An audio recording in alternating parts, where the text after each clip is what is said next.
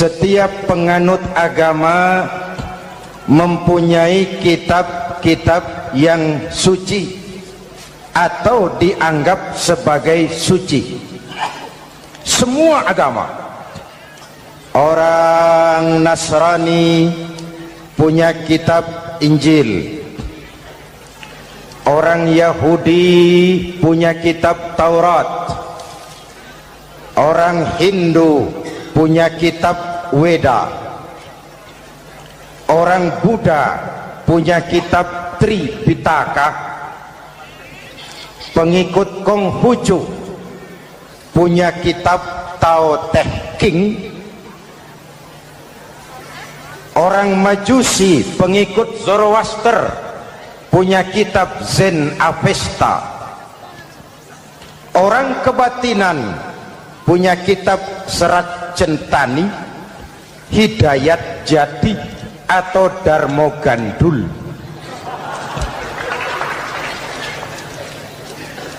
Kita umat Islam oleh Allah diberikan Al-Quran yang kita yakini sebagai kitab suci. Kunaon?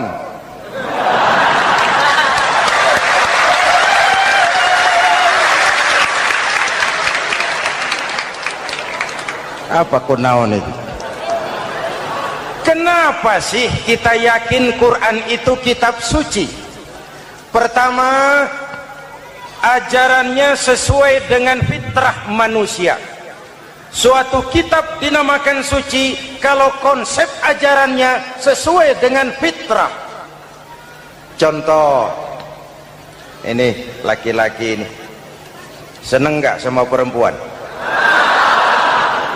Normal. Kalau nggak seneng saya ragu-ragu. Perempuan seneng nggak sama laki-laki?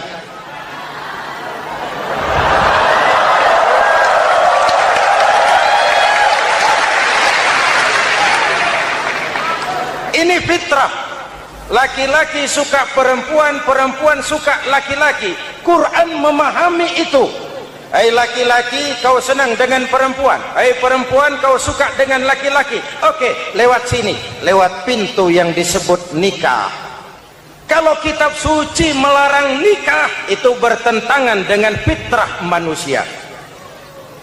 Maka dalam Quran, mulai dari umat sampai ulama dan segala profesi dianjurkan nikah. Kalau kiai tidak boleh nikah, saya pilih mengundurkan diri, Pak.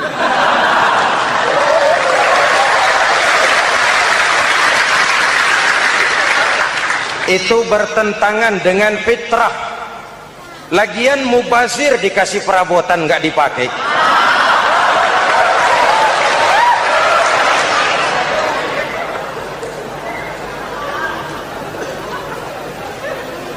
Fitrah.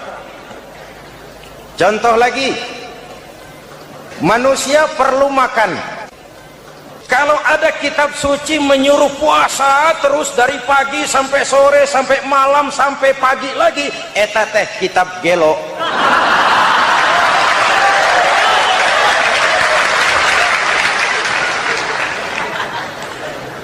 Quran sesuai dengan fitrah. Puasa mulai dari imsak sampai datang waktu maghrib.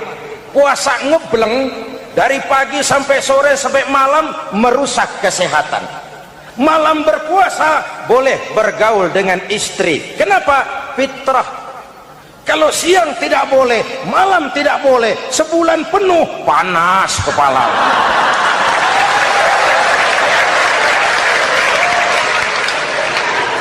Rontok rambut. Hadirin yang saya hormati, itu yang pertama. Yang kedua, kita yakini Quran sebagai kitab suci karena isinya tidak saling bertentangan, konsekuen, konsisten. Kalau ada satu kitab, di satu ayat mengajarkan Tuhan Esa, di lain ayat mengajarkan tiga, liar itu mah. Bagaimana kitab suci isinya paradoks? Bagaimana kitab suci isinya saling bertentangan? Di ayat manapun sekali Quran berkata Allah itu Esa, selamanya Esa. Isinya tidak saling bertentangan.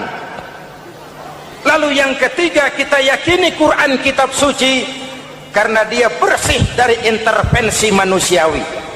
Sejak turunnya Al-Quran menantang, jikalau kamu ragu terhadap Quran yang kami turunkan kepada hamba kami Muhammad, kamu anggap itu cuma bikinan Muhammad.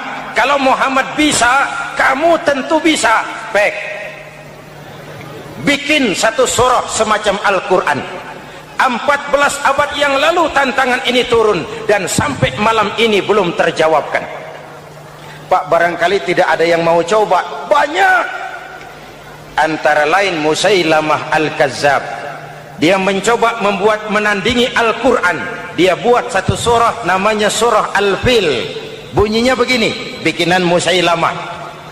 Al-Fil wa mal-fil wa ma adraka mal-fil lahu khurtumun tawil wa lahu zail.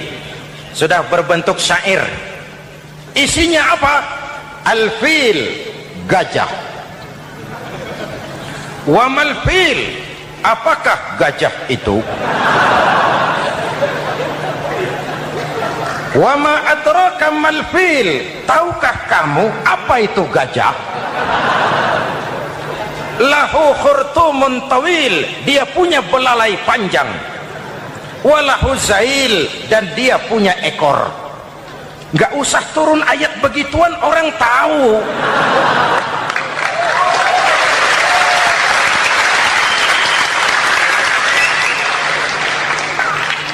Kalau redaksi mendekati, maka isi jauh panggang dari api. Kitab suci bersih dari campur tangan manusiawi. Maka Al-Quran, ke bahasa apapun dia diterjemahkan, naskah aslinya tetap ikut. Dia boleh diterjemahkan ke bahasa Sunda, bahasa Jawa, bahasa Padang, bahasa Inggris, bahasa Jerman, bahasa Belanda, naskah aslinya tetap ada. Kenapa? Bahasa ke bahasa perbedaannya sering frontal. Kalau dari gelas menjadi gelas, eta mah caket. Dari lem menjadi lampu, itu masih serumpun. Tapi cokot Sunda dengan cokot Jawa itu jauh bedanya. Atos Sunda dengan atos Jawa itu jauh. Ulama Sunda sama ulama Jawa nggak pernah akur kalimat atos ini.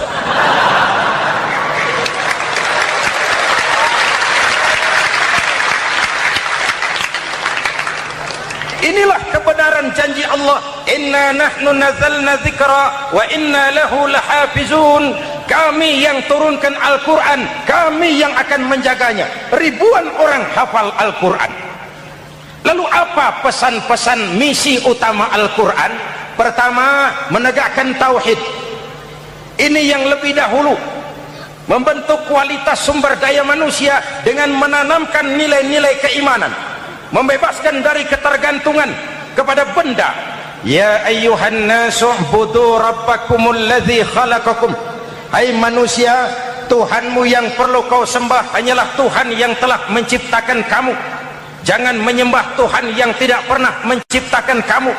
Mengapa kau menyembah harta padahal dirimu lebih berharga dari harta? Kenapa kau menyembah pangkat dan jabatan padahal dirimu lebih berharga dari pangkat dan jabatan?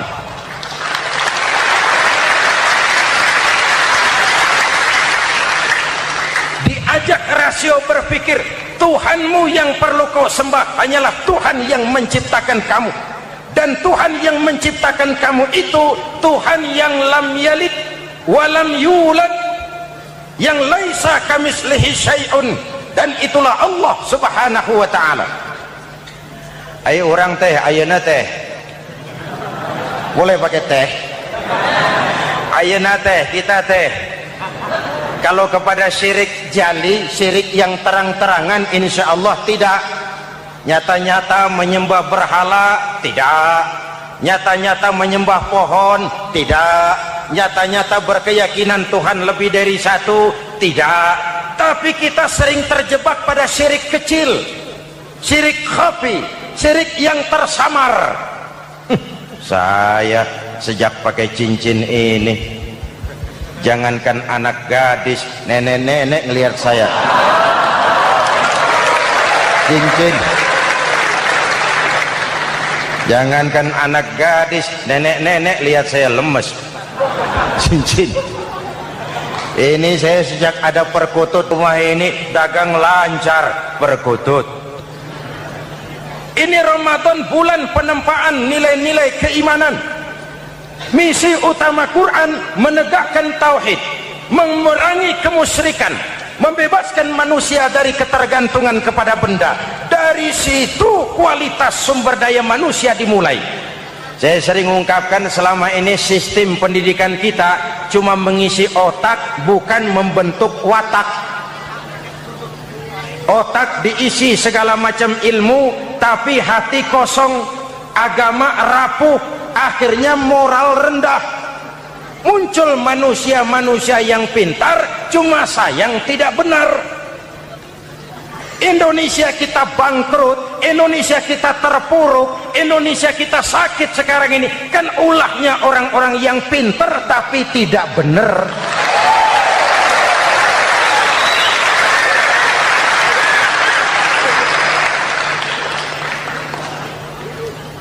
Kalau saya bicara kayak begini, ini bukan pidato politik, ini nurani.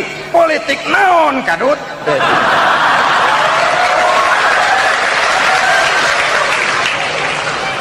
Ini nurani, ini tanggung jawab sebagai anak bangsa. Ibu bapak, saudara-saudara hadirin yang saya hormati, Rasul kalau masuk sepertiga yang akhir, sing-singan baju, hamparkan sajadah, lebih banyak di masjid daripada di rumah. Itu Rasul. Maka sepertiga yang akhir masjid makin ramai. Lihat Masjidil Haram. Lain dengan kita.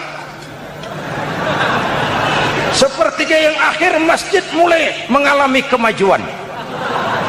Safnya makin maju.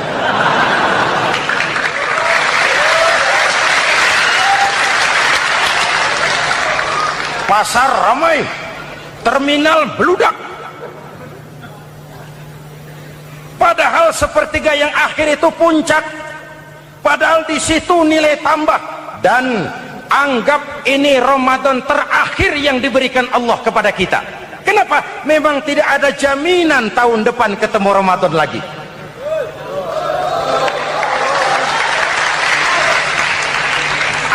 Ini Ramadan terakhir yang diberikan Allah kepada kita. Tidak ada jaminan tahun depan Ramadan akan ketemu lagi. Tidak ada jaminan. Manfaatkan pelukan pemutihan. Semua kita melakukan introspeksi. Tidak tahu kita Ramadan tahun depan nanti masih ketemu apa tidak. Sebagaimana kita tidak tahu kita masih hidup atau tidak. Hadirin yang saya hormati, misi kedua Al-Quran, persaudaraan, kebersamaan atas dasar keadilan dan kebenaran. Manusia bersuku-suku, ya. Manusia berbangsa-bangsa, memang itu diakui oleh Al-Quran.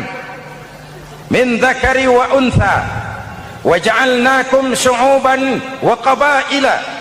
Kami ciptakan kamu dari laki-laki dan perempuan. Kami jadikan kamu bersuku-suku dan berbangsa-bangsa. Apa tujuannya? Agar kamu saling mengenal satu dengan yang lain.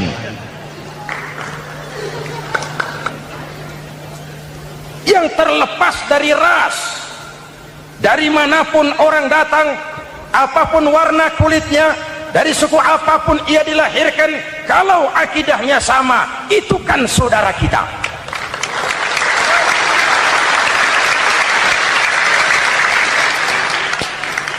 Seperti di masjid, kita tidak peduli dari mana kita datang. Yang datang dari kidul, madhab ngulon mang. Yang datang dari sebelah lor, madhab ngulon mang. Yang datang dari sebelah wetan, madhab kulon mang. Yang datang dari kulon, madhab ngulon. Bukan soal dari mana kau datang, tapi satu arah menghadapmu.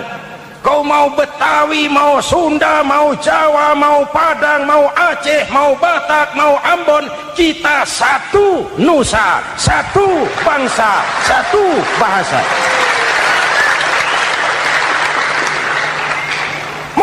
kita jadi lem perekat buat lingkungan kita di saat keutuhan kita sebagai bangsa sedang dalam ujian berat. Semangat kebersamaan atas dasar keadilan. Tidak ada mayoritas menekan minoritas. Umat Islam itu kalau besar dia mampu melindungi yang kecil, kalau kecil dia bisa menjaga diri. Tiap solat Jumat khatib berpesan pada akhir khutbah kedua, innallaha ya'muru bil adli wal ihsan, innallaha ya'muru bil adli wal ihsan. Allah memerintahkan kamu menegakkan keadilan dengan argumen, bukan dengan sentimen, mengajak bukan mengejek, merangkul tidak untuk tujuan memukul. Kalau sebagai bangsa kita utuh, kompak dan bersatu, saya yakin kita akan bisa mengatasi kesulitan-kesulitan sekarang ini.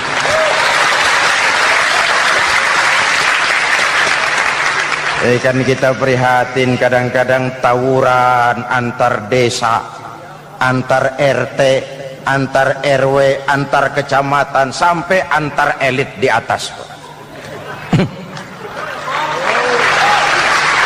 Makanya saya ulang lagi pesan ini, kalau elit di atas tawuran, jadilah penonton yang baik. Saudara-saudara kaum muslimin yang saya cintai, kita prihatin, kita seakan tercabut dari akar budaya kita sebagai bangsa. Kenapa kita yang berfalsafahkan Pancasila, kenapa kita yang berketuhanan yang Maha Esa tiba-tiba jadi beringas dan brutal? Ada maling ayam ketangkap, disiram bensin, dibakar hidup-hidup. Kok kita bisa begitu? Street justice, pengadilan jalanan mulai tegak. Iyalah kita tidak puas dengan kerja aparat kita, tapi jangan main hakim sendiri. Ini negara, bukan hutan.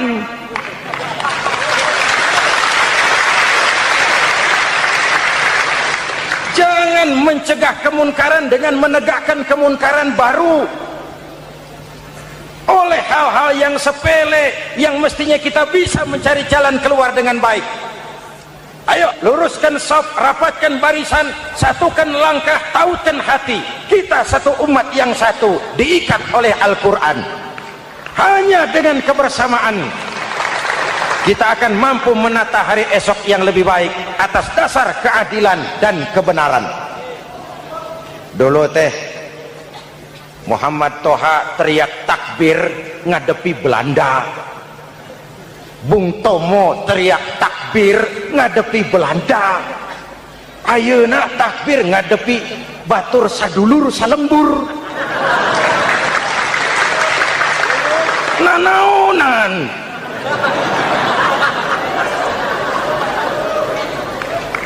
Bung Tomo teriak takbir, Muhammad Toha teriak takbir, yang dihadapi jelas penjajah Belanda. Kita ngadepi saudara sendiri, Allahu Akbar, yang sana teriak Allahu Akbar, setan tepuk tangan di tengah. Yuk kita rukun, yuk kita kompak, yuk kita bersatu, yuk kita pulang, yuk.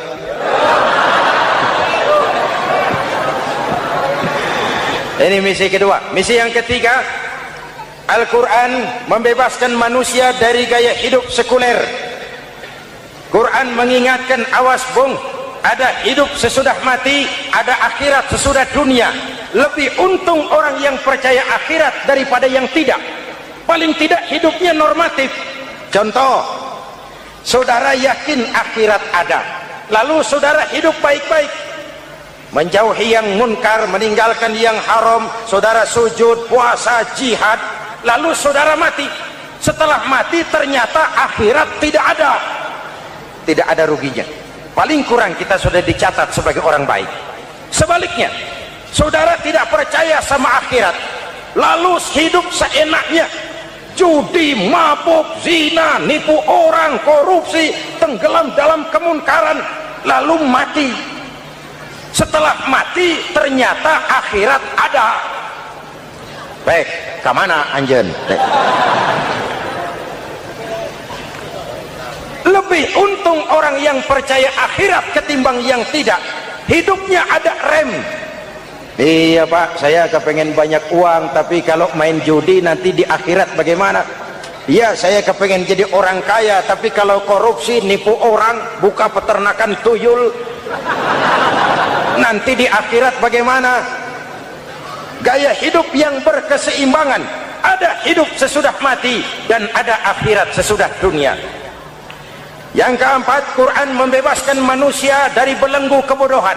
Quran ayat yang pertama turun sudah berkata, Iqra, baca, kamu jangan jadi bodoh. Kebodohan menimbulkan kemiskinan, kemiskinan mendekatkan kepada kekufuran. Yang kelima, ini kado buat ibu-ibu, Quran mengangkat harkat, derajat dan martabat kaum wanita. Sebelum Quran turun, sebelum Islam datang, nasib wanita sangat menyedihkan. Dilahirkan hanya untuk melahirkan. Kalaupun berperan, peranannya tidak lebih segitiga. Dapur, sumur, kasur. Kasur, sumur, dapur. Dapur, sumur, kasur.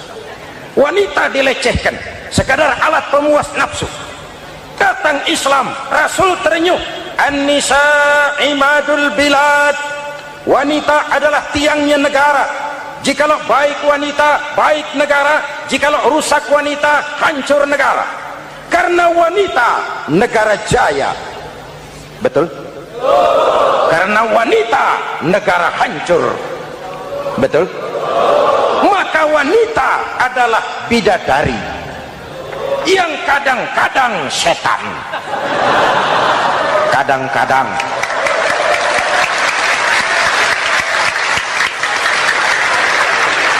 Karena yang hadir di sini bidadari semua. Ibu bapak, saudara-saudara hadirin yang saya hormati.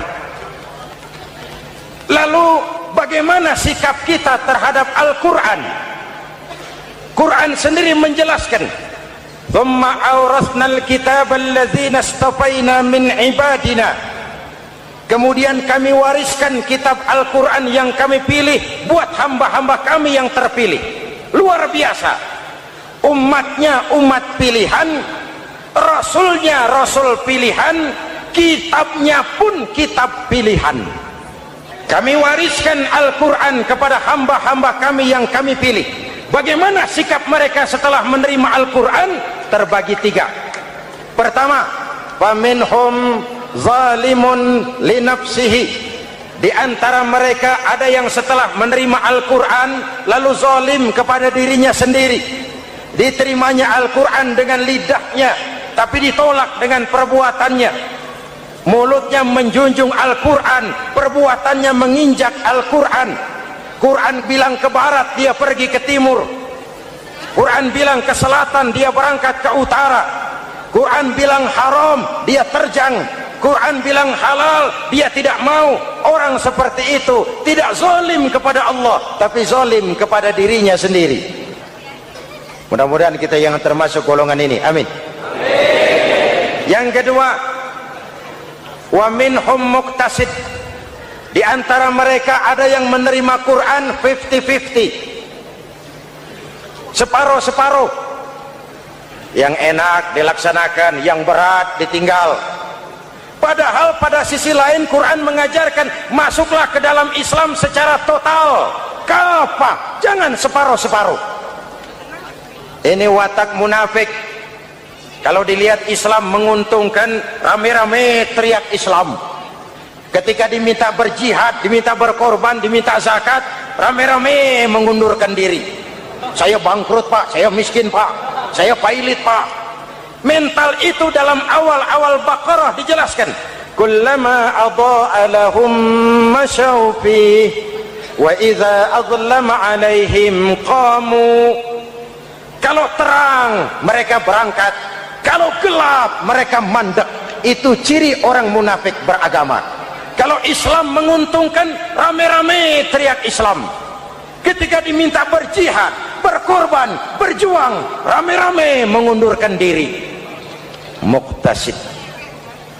Golongan yang ketiga, ini yang ideal. Wa minhum sabiqum bil khairati biiznillah. Di antara mereka ada yang setelah menerima Al-Quran lalu berlomba-lomba mengamalkannya. berlomba-lomba melaksanakannya. Jangan sampai yang baca Quran dengan suara merdu dapat piala, yang mengamalkan Quran dengan konsekuen dapat penjara.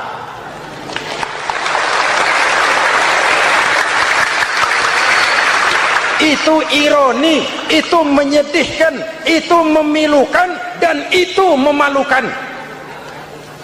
Pilihan terserah kita. Satu hadis Rasulullah mengajarkan begini: man ja'alal Qur'ana amamahu qadahu ilal jannah, wa man ja'alal Qur'ana khalfahu saqahu ilan nar. Siapa yang meletakkan Quran di depannya, dijadikannya Quran sebagai imam, Quran akan membimbing dia ke surga, surga dunia, lebih-lebih surga akhirat.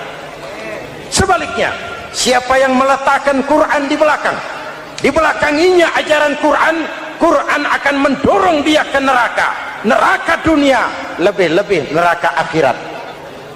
Quran imam apa makmum? Kita makmum apa imam? Makmum ikut imam apa imam ikut makmum? Makmum ikut imam. Jikalau Quran adalah imam, jikalau kita adalah makmum, ke barat kata Quran, ke barat kita berangkat.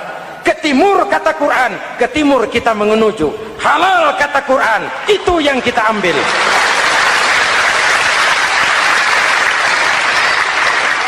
Mari kita jadikan Ramadan sebagai bulan di mana sedikit demi sedikit kita berupaya kembali menjadi generasi yang Qurani. Rasulullah pernah ditanya, kalau Tuhan wafat ya Rasul, kemana kami minta nasihat? Aku tinggalkan kamu dua nasihat, satu yang diam saja, satu yang bisa bicara. Yang bisa bicara apa ya Rasul? Al-Quran. Minta nasihat Quran. Yang diam saja apa ya Rasul? Maut. Dalam hidup ada dua nasihat, nasihat yang bisa bicara Al-Quran, nasihat yang diam saja maut.